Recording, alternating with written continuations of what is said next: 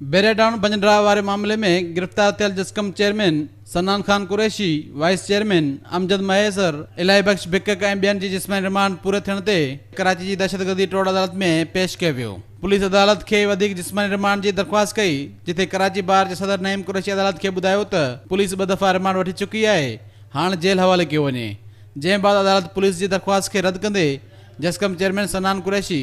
अमजद महेसर ऐं ॿियनि खे अदालती रिमांड ते 19 जून ताईं जेल उमाणे छॾियो, जॾहिं त इलाही बख्श भिक्कक खे 2 ॾींहनि जो जिस्मानी रिमांड ॾींदे पुलिस हवाले कयो वियो। अदालत जे अहिड़े हुकुम बाद ॿाहिरि निकिरंदे सनान कुरैशी कारकुननि सां मिलियो ऐं चयो त मूं पक सुञाता पंहिंजा हुआ धारियुनि सां गॾु दाड़े में।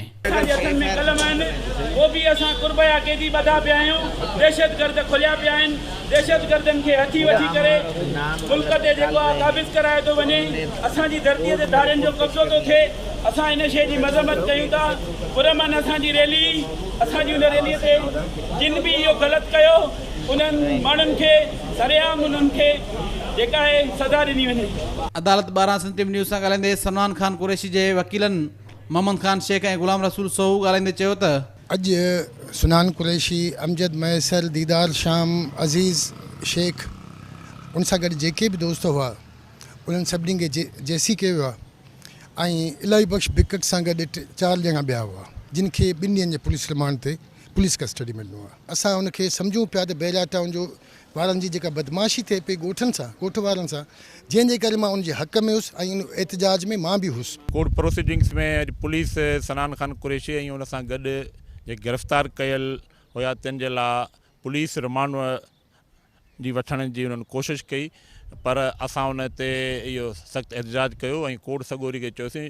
त सनान खान कुरैशी मुसलसल 10-12 ॾींहनि खां जेल में आहे ऐं 3 दफ़ा अॻु में उनजो रिमांड वठी चुका आहिनि ऐं कानून मंझि हाणे वधीक रिमांड जी का बि ज़रूरत कोन्हे। असांजी इस्तदा कोर्ट सॻोरी मंज़ूरु कंदे 16 तारीख़ ताईं सनान खे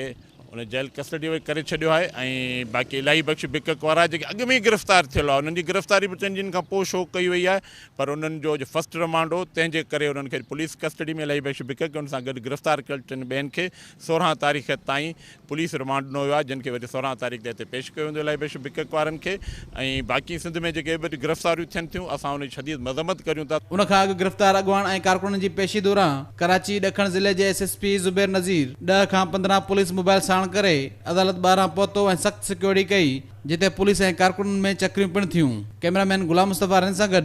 अब्दुल्ला सोलंकी, सिंध न्यूज़, कराची।